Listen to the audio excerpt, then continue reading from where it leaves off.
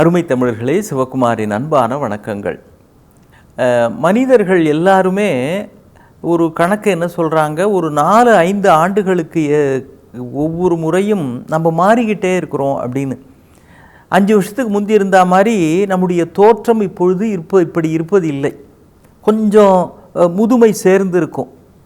யாராக இருந்தாலும் 5 ஆண்டு காலத்தில் ஒரு சின்ன கூடுதல் மாற்றம் ஏற்பட்டிருக்கும்.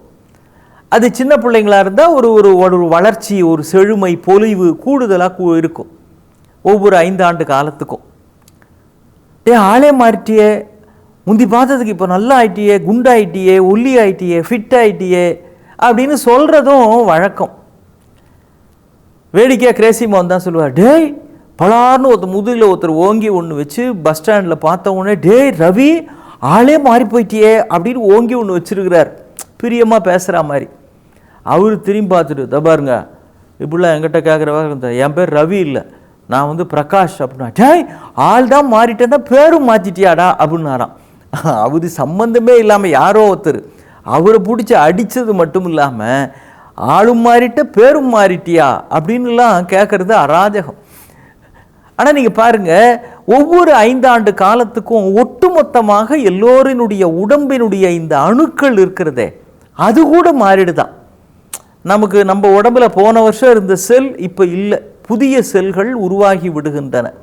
அது மாதிரி தான் உள்ளுக்கு இருக்கிற உறுப்புகளும் அதனுடைய செயல்பாடுகளில், அதனுடைய வலிமையில், ஆற்றலில் ஒரு மாற்றம்.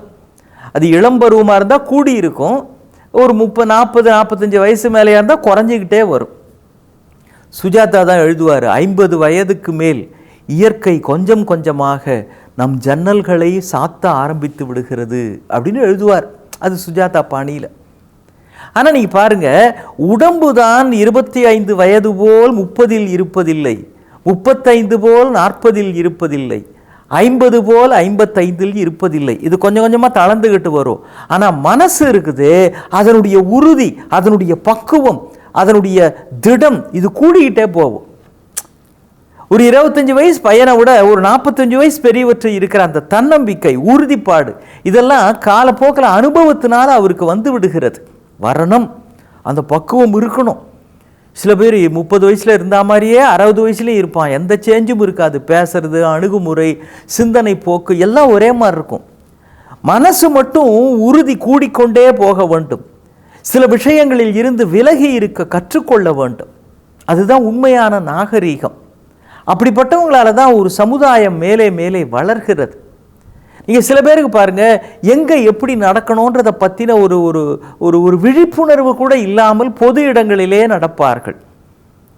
கோவிலுக்கெல்லாம் போனால் அவங்க தான் அந்த சாமியை கும்பிட்டு வர்றப்போ அந்த தேங்காய் தட்டு உடைச்சாங்கன்னா அங்கேயே உட்காந்து அந்த தேங்காவை உடைச்சி தின்னு அந்த தேங்காய் சில்லுலாம் அங்கேயே போட்டு வருகிறவர்கள் உண்டு. அங்கேயே சத்தம் போட்டு செல்லு பேசிக்கிட்டு இருப்பாங்க. பல பேர் வருவாங்களே, மன அமைதியோடு கடவுளை வழிபடணும்னு நினைப்பாங்களே, அந்த தெளிவே கிடையாது. அப்புறம் அங்கே தர அந்த திருநீர் அங்கேயே தட்டி விட்டு வருவாங்க, வாயால் ஊதுவாங்க. அதை மீறி இருந்தால் உடம்பில் பூசிக்கணும் அப்படின்றது தான் சைவம் சொல்லுகிற வழிமுறை. அது மாதிரி அந்தந்த இடத்திலே பிறருக்கு தொந்தரவு இல்லாமல் இருக்க வேண்டும் அப்படின்ற அந்த நெறிமுறை காலப்போக்கில் கூடிக்கொண்டே போக வேண்டும். அப்போ தான் நமக்குள் அது வருகிற பொழுது தான் நாம் இருக்கிற இடம் நன்றாக இருக்கும். ஒரு நாள் இரவு ரயில்வே ஸ்டேஷனில் காத்திருக்கிறேன். இரவு மணி 11:30 மணி 12 மணிக்கு ரயில் வருகிறது. அந்த ரயிலில் ஏறின பிறகு கூடவே 2 இளைஞர்களும் ஏறுகிறார்கள். ஏறின கையோட செல்லை கையில் எடுத்துக்கிட்டு என்னமோ சத்தம் போட்டு பேசிக்கிட்டு வராங்க. சத்தம் போட்டு யார்கிட்டையோ பேசிட்டு வராங்க. ராத்திரி 11:30 மணிக்கு.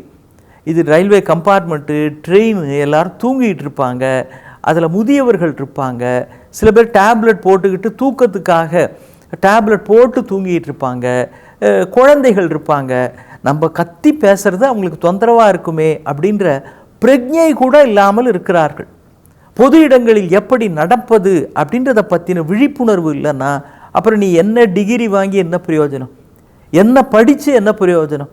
அடுத்தவனுக்கு தொந்தரவு தரா மாதிரி பப்ளிக் பிளேஸில் பிஹேவ் பண்ணுறதா?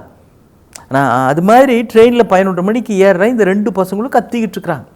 ஒரு பெரியவர் பர்த்தில் படுத்திருக்கிறாருங்க அப்படின்னு ஒரு சத்தம் கொடுத்துட்டு புரண்டு படுக்கிறார். என்ன அர்த்தம்? டேய் தம்பி, நீ பேசிக்கிட்டு இருக்கிறது எனக்கு தொந்தரவாக இருக்குது, அதனால் கொஞ்சம் குறைச்சி மெதுவாக பேசு அப்படின்ற பொருளில் அப்படின்னு சத்தத்தில் புரிஞ்சுக்குவானா அப்படின்னு பார்க்குறார். அவர் பேசுகிற சத்தத்தில் இந்த சூ சத்தம் அவர் காதுலையே விழலை, அதை அவர் பொருட்படுத்தவே இல்லை, அவர் பாட்டுக்கு பேசிகிட்டு இருக்கிறார். அதுக்கு பிறகு கொஞ்ச நேரம் கழித்து இந்த பெரியவர் பொறுத்து பார்த்து தம்பி அப்படின்னார். அவர் திரும்பி பார்த்து இன்னாங்க அப்படின்றார். நான் தூங்கிட்டு இருக்கிறேன் தம்பி அப்படின்னார். அடுத்தாப்புல அந்த தம்பி ஒரு கேள்வி கேட்டார் பாருங்க. இவர் எதுக்காக இதை சொல்கிறாருன்னு கூட தெரியாமல் அவர் பட்சவரான். அவர் ஒரு கேள்வி கேட்குறாரு, ஸோ வாட் அப்படின்னார். எப்படி ஸோ வாட்? நான் தூங்கிட்டு இருக்கிறேன் அப்படின்னா இன்னும் அதனால் இப்போ அப்படிங்கிற மாதிரி ஸோ வாட் அப்படின்னார். பெரியவர் உண்மையிலேயே அதிர்ச்சி அடைஞ்சிட்டார். ஏன்னா இப்படி கூடவா இருப்பாங்க, தொந்தரவே செய்யக்கூடாது, இதில் ஸோ வாட்னு வேற ஒரு கேள்வி கேட்குறியே, உன் படிப்பு இப்படித்தானா வெளிப்பட வேண்டும் அப்படின்ற அதிர்ச்சியில் ஒரு வார்த்தை அருமையாக சொன்னார். தம்பி, பேசுகிற உரிமை உங்களுக்கு இருக்கிற மாதிரியே தூங்குகிற உரிமை மற்றவங்களுக்கு இருக்குது இல்லையா, அதை புரிஞ்சுங்க அப்படின்னார். அதுக்கு பிறகும் அந்த தம்பி புரிஞ்சுக்கலைங்க. அவர் கொஞ்சம் அவர் சொன்ன வேகத்துக்காக குரலை இறக்குறாரு, திரும்ப பழையபடி சத்தம் போட்டு பேச ஆரம்பிச்சிட்டாரு. எழுந்து என்னங்க இந்த பெரியவர் இது மாதிரி சொல்கிறாரு, தொந்தரவாக இருக்குன்னு சொல்கிறாரு, அதுக்கு பிறகு நீங்கள் பேசிகிட்டு இருக்கிறீங்களே நல்லா இருக்கா அப்படின்னு இவ்வளோ வெளிப்படையாக சொல்லி கூட 2-3 பேர் சேர்ந்த பிறகு தான் தான் செஞ்ச தவறு எப்படி பிறரை பாதிக்கிறது அப்படின்னே அந்த தம்பிக்கு புரியுது. வயதாக வயதாக உடம்பில் செழுமையும் பொலிமையும் வலிமையும் கூடினால் மட்டும் போதாது, மனதுக்குள் பக்குவம், நாகரீகம், பிறர் பொருட்டு நாம் நம்மை ஒழுங்குபடுத்தி கொள்வது, இந்த இயல்புகள் வளர வேண்டும். அது இந்த தலைமுறையில் கொஞ்சம் குறைந்து விட்டதோ. ஒரு பைக்கில் 3 பேர் ஏறி போட்டு போகிறாங்களே, போக்குவரத்து விதிகளை மீறுவது மாதிரி தான் சமூகத்தில் நடந்து கொள்ளுகிற விதிமுறைகளையும் மாறுகிறவர்களாக மீறுகிறவர்களாக ஆகி வருகிறார்களோ அப்படின்னு ஒரு சங்கடமாகவும் இருக்குது. தந்தை பெரியார் பல்வேறு கருத்து வேறுபாடுகள் உங்களுக்கு இருக்கலாம், அவரை பின்பற்றுபவராக இருக்கலாம், ஏதோ ஒன்று. அவருக்கு உடல்நிலை ரொம்ப முடியாத நேரத்தில் திருச்சியில் ஒரு கல்லூரியில் அவரை பேசுறதுக்காக கூப்பிடுறாங்க. அங்கே அவரும் வரத்துக்கு ஒத்துக்கிறார். அப்போ முதல்ல இறை வணக்கம் அப்படின்னு அறிவிப்பு செய்கிறாங்க. எல்லாரும் எழுந்துக்கிறாங்க. அவர் எந்திரிக்கிறதுக்கு முன்னால், ஐயா நீங்கள் எந்திரிக்கணும்னு அவசியம் இல்லை, நீங்கள் உட்காந்தே கூட இருக்கலாம் அப்படின்னு அவர்கிட்ட சொல்கிறாங்க. ஏன்னா அவருடைய உடல்நிலை அவ்வளோ பாதிக்கப்பட்டிருக்கு. அவர் சொல்கிறாரு, இல்லைங்கோ அது மரியாதை இல்லைங்கோ, இவ்வளோ பேரும் நிற்கிறப்போ நான் மட்டும் உக்காந்துருக்கிறது மரியாதை இல்லைங்கோ, நானும் நிற்கிறேங்க அப்படின்னு அவருடைய வலது பக்கம் இடது பக்கம் 2 பேரும் அவரை தாங்கி பிடித்து கொள்கிற அளவுக்கு தான் உடல்நிலை. அந்த நிலையிலும் கிட்டத்தட்ட அந்த இறைவணக்கம் முடிகிற வரையில் அவர் நின்று கொண்டிருந்தார் என்பதுதான் அந்த பண்புதான் பெரியார்களுடைய இயல்பு. எப்படி அந்த பண்புதான் பெரியார்களுடைய இயல்பு. இதை பெரியவர்களிடம் இருந்துதான் கற்றுக்கொள்ள வேண்டும் என்று இல்லை, இளம்பருவத்திலேயே வந்தால்தான் பெரியார்களாக மாற முடியும். மீண்டும் சந்திப்போம். வணக்கம்.